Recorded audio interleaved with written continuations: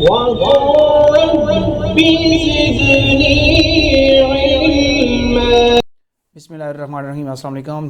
कैसे हैं स्टूडेंट्स? आज हम पार्ट्स ऑफ स्पीच के जो ऑलरेडी हम इसको पढ़ चुके हैं एक कंप्लीट वीडियो, लेकिन इसके साथ साथ इसको वन बाय वन हम डिस्कस करें। नाउन पर नाउन ऑलरेडी वीडियो आप देख चुके हैं। आज आपके सामने मैं लेके आया हूँ नई वीडियो जो कि है किसके बारे में जनाब? वर्ब्स के बारे में।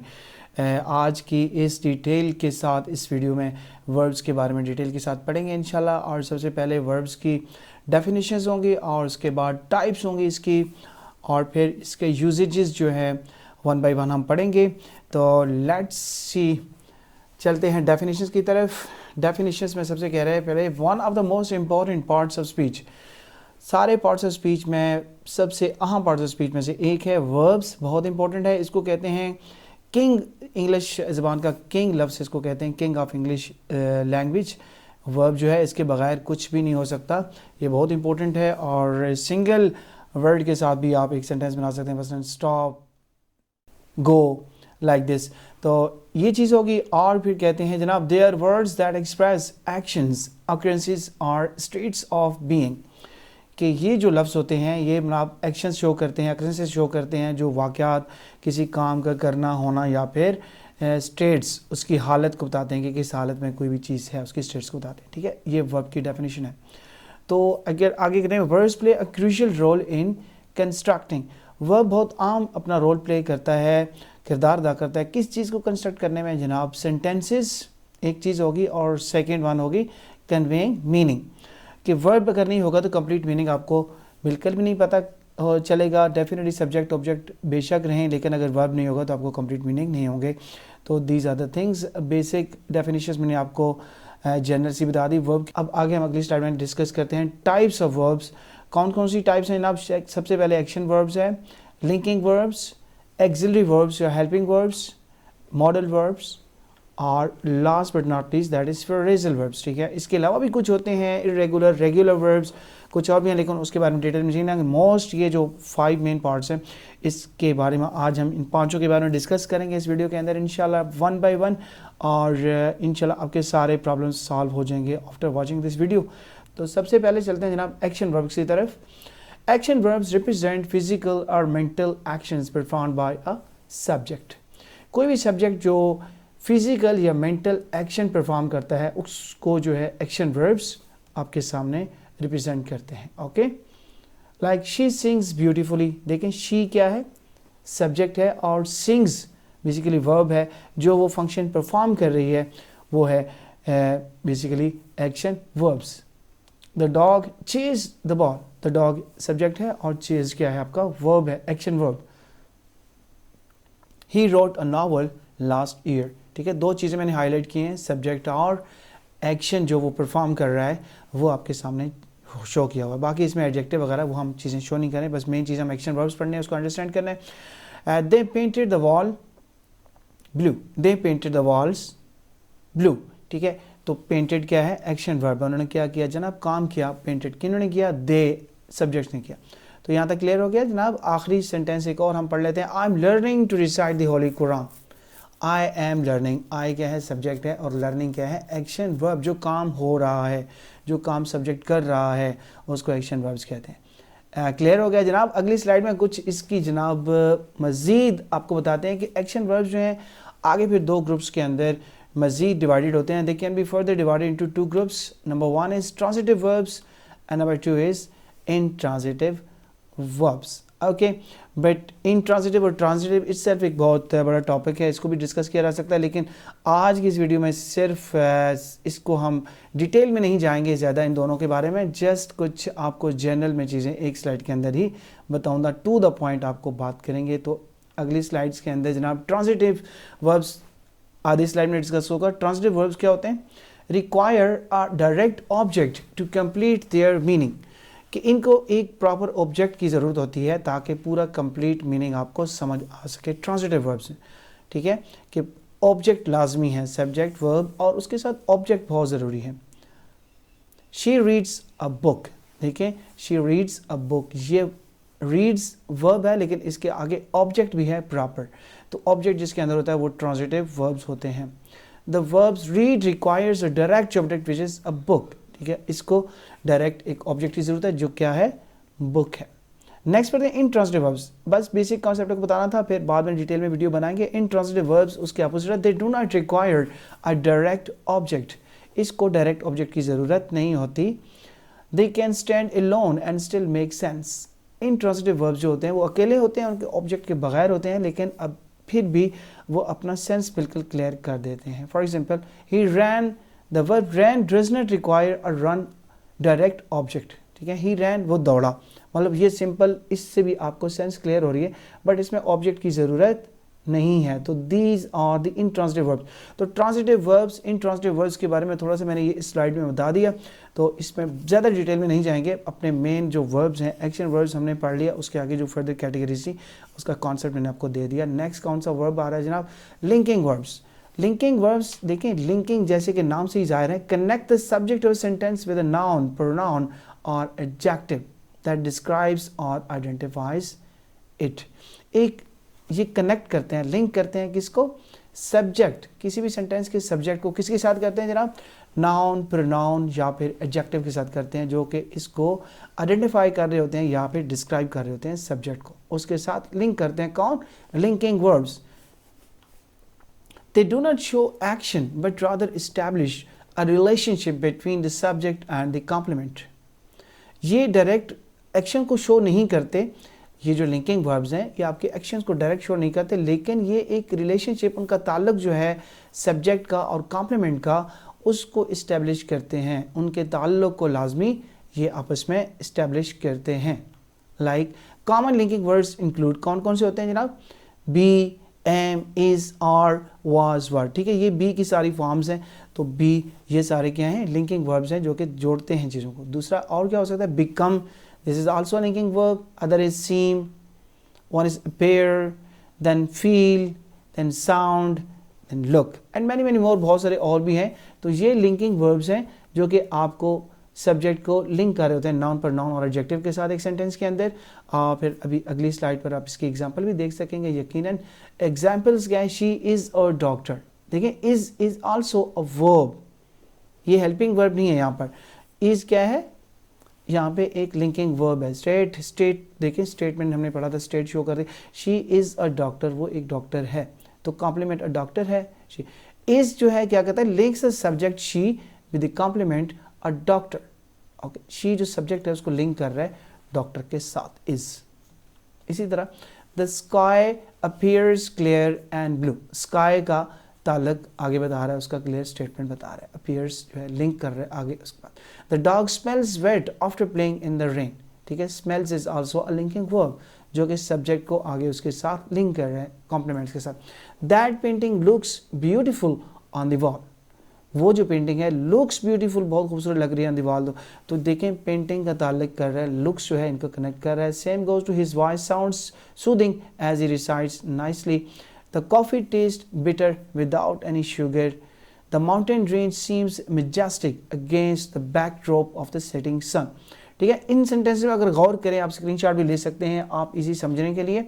तो देखें जो लिंकिंग वर्ब्स हैं, इज़ है, अपेयर्स है, smells, looks, sounds, taste, seems, ये सारे मेन वर्ब्स तो नहीं है बट लिंकिंग वर्ब्स ज़रूर हैं जो कि जोड़ रहे हैं सब्जेक्ट को आगे कॉम्प्लीमेंट के साथ। ओके, आई होप कि आपको अंडरस्टैंड कर लिया होगा आपने यकीनन। नेक्स्ट पढ़ते हैं जनाब एक्सिलरी वर्ब्स, और इसको हेल्पिंग वर्ब्स भी कहते हैं। Auxiliary verbs are helping verbs. Auxiliary verbs are used together with main verbs to form various verb, tenses, moods, voices and aspects. Auxiliary verbs जो होते हैं वो जिस तरह उनके नाम से ज़ाहिर हेल्पिंग वर्ब्स होते हैं, मेन वर्ब्स की हेल्प के लिए यूज़ किए जाते हैं। उनके साथ मिलाकर बहुत सारे वर्ब बनाने के लिए, टेंसेस बनाने के लिए, मूड्स को शो करने के लिए, वॉइसेस को, आवाज़ों को एंड एस्पेक्ट्स, बहुत सारे पहलुओं को शो करने के लिए ये सारी चीज़ें एक्सिलरी वर्ब आपकी हेल्प करते हैं मेन वर्ब के साथ लिंक होकर। They assist in expressing time, possibility, necessity and more.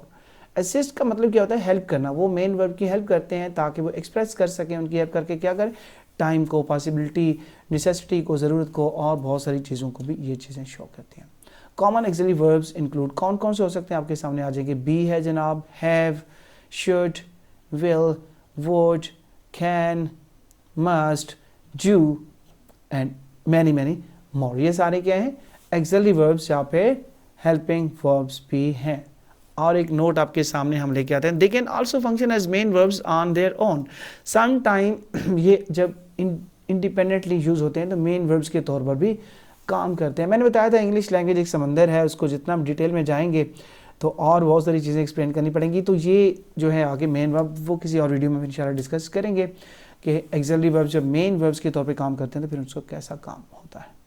Okay, next इनकी कुछ एग्जांपल्स देख लेते हैं जनाब। अब सेंटेंसेस के टू एक्सप्रेस टेंस, टेंस को एक्सप्रेस करने के लिए कैसे यूज़ किए जाते हैं auxiliary verbs. She is studying, present tense में देखें शो कर रहे, इज़ जो है ये हेल्पिंग वर्ब शो कर रहा है, स्टडीइंग मेन वर्ब के साथ हेल्प कर रहा है।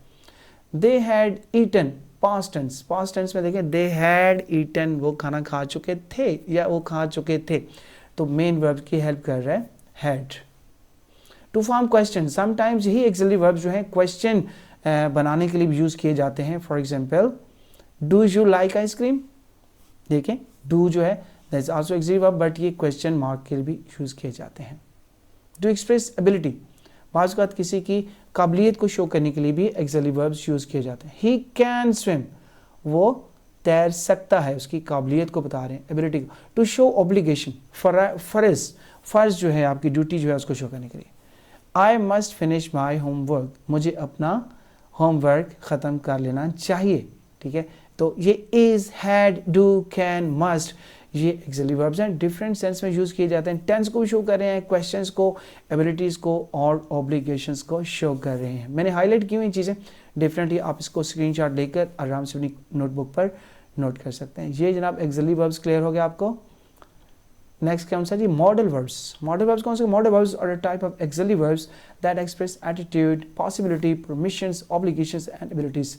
मॉडल वर्ब्स भी जो है ये एक्सिलरी वर्ब्स की ही टाइप होती है और ये किस चीज़ का इजहार करते हैं, एटीट्यूड, रवैये का, पॉसिबिलिटी, मुमकिन होना, परमिशन, इजाज़त, ऑब्लिगेशन, फ्राइज एंड एबिलिटीज़ और काबिलियत, ये भी इन चीज़ों को शो करने के लिए इस्तेमाल किए जाते हैं मॉडल वर्ब्स।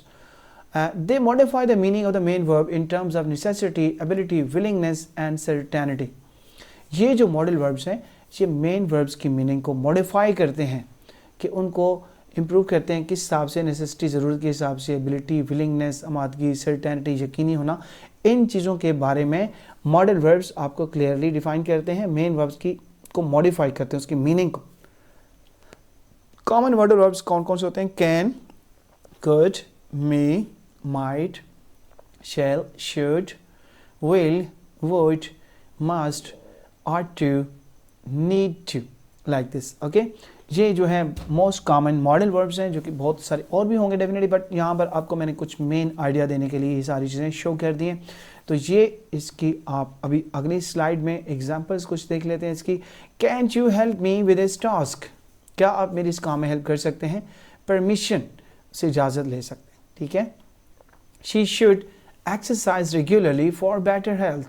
एडवाइस दे रहे हैं, should का इस्तेमाल करके एडवाइस कि उसको चाहिए कि वो रेगुलर अपनी बेटर हेल्थ के लिए एक्सरसाइज करें। We must offer our prayers. must यहाँ पर यूज़ हुआ, ये भी should और must में ये डिफरेंस होता है, वहाँ पे एडवाइस, बट must जहाँ भी यूज़ होगा वो एक ऑब्लिगेशन, फ़र्ज होगा, बहुत ज़रूरी, उस पर एम्फेसाइज किया जाता है कि ये चीज़ की जाए, obligation, फ़र्ज। He might attend the party tonight, ठीक है, कि वो आज रात पार्टी अटेंड कर सकता है, पॉसिबिलिटी है कि ये नहीं हो सकता है करे या ना करे, पॉसिबिलिटी, माइट का इस्तेमाल करके।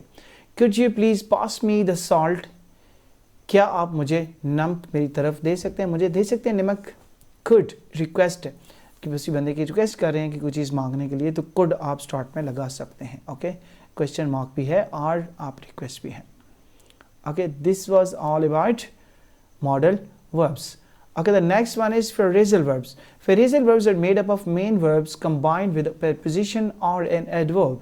Phrasal verbs, phrase तो आपको पता है ना, दो लफ्ज़ मिलकर जब इकट्ठे बनते हैं तो उसको फ्रेज कहते हैं। तो phrasal verbs भी बिल्कुल उसी तरह होता है कि वो मेन वर्ब के साथ कोई एक लफ्ज़ कंबाइन कर दिया जाता है, जोड़ दिया जाता है प्रेपोजिशन की शक्ल में या फिर एडवर्ब की शक्ल में, उसके साथ मेन वर्ब के साथ अटैच कर दिया जाता है, तो ये बन जाता है phrasal verbs.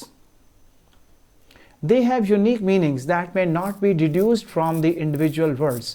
बड़ी ज़बरदस्त बात कर दी उन्होंने, कहते हैं कि जनाब यूनिक मीनिंग्स होता है इसका फ्रेजल वर्ब, जब दो लफ्ज़ इकट्ठे आते हैं अगर उन दो लफ्ज़ों को अलग अलग कर दिया जाए तो उनका बिल्कुल अलग अलग मीनिंग होता है। Deduced on the individual word से आप उसको डिड्यूस नहीं कर सकते, अखज़ नहीं कर सकते चीज़ को, अलग अलग करेंगे तो बिल्कुल डिफरेंट मीनिंग हो, लेकिन दोनों इकट्ठे आएंगे तो एक नया लफ्ज़ बन जाएगा, नया मीनिंग बन जाएगा फ्रेजल वर्ब्स में। लाइक ब्रेकअप, गेट अलॉन्ग, देखें टू वर्ड्स मिलकर, are two, look forward to, take off, put up with, turned off and many more। ठीक है, दो या तीन लफ्ज़ मिलकर एक फ्रेजल वर्ब बनाते हैं और उनका मीनिंग टोटली डिफरेंट हो जाता है जब उसको गौर से पढ़ेंगे। तो बेसिक अगर उसका मीनिंग देखें तो अब ब्रेक अप, ब्रेक का मतलब क्या होता है? तोड़ना। अप का मतलब ऊपर, तोड़ना ऊपर, इसका मतलब ब्रेकअप मीन के कोई चीज़ छोड़ देना, ताल्लुक तोड़ जाना। इसी तरह टेक ऑफ, टेक का मतलब होता है लेना, ऑफ मतलब क्या होता है किसी चीज़ को ऑफ कर, टेक ऑफ इकट्ठा जब आ जाएगा इसका क्या होता है? जहाज़ का उड़ना या फिर कोई रिमूव करना, कपड़े फॉर एग्जांपल टेक ऑफ कर दी उसने। तो ये चीज़ें डिफरेंट मीनिंग के साथ आती हैं जब फ्रेजल वर्ड्स बनती हैं। तो ठीक है, कुछ एग्जांपल देख लें जनाब। They broke up after a long relationship, काफ़ी लंबे ताल्लुक के बाद उनकी इलादगी होगी, broke up meaning. She took of her jacket and hung it on the hook, उसने अपनी जैकेट उतार दी और उसको हुक पर लटका दिया। ठीक है, टुक ऑफ का मतलब यहाँ पे क्या है? टुक ऑफ का मतलब क्या होता है? उतार देना, रिमूव कर देना। He gets along well with his colleagues, वो अपने दोस्तों के साथ अच्छे से चल रहा था। We are looking forward to our vacation, we are looking forward to our vacation. देखें, looking forward to our vacation, plan कर रहे हैं, यानी कि हम अपने वेकेशन के बारे में। तो लास्ट क्या है? I can't put up with his constant complaining, तो मैं उसकी जो कंप्लेन बार बार शिकायतें लगाते रहते हैं उसके साथ मैं गुजारा नहीं कर सकता। तो इसी के साथ ही जनाब आज की ये वीडियो कंप्लीट होना चाहती है और मैं आपसे अब इजाज़त चाहता हूँ। अल्लाह हाफ़िज़ करते हैं। आई होप कि आपको अच्छे से समझ आ गई होगी वर्ड्स की मेन टाइप्स के बारे में। अगर कोई और कुछ कन्फ्यूजन है तो आप कमेंट्स में मुझे बॉक्स में ज़रूर बता सकते हैं। मोर ओवर कुछ इसी वर्ड्स के हवाले से कुछ नए और भी वीडियो बनाएंगे। फॉर एग्ज़ाम्पल वो जो है रेगुलर और इरेगुलर वर्ब्स के बारे में जल्दी वीडियो लेके आऊँगा ताकि आपकी कन्फ्यूजन हो। पिछली वीडियोस में कुछ लोगों ने सवाल पूछे थे, उस हवाले से भी जो है मैं ज़रूर बात करूँगा। Thank you very much. अल्लाह हाफिज़। अपना बहुत ज़्यादा ख्याल रखिएगा। Take care.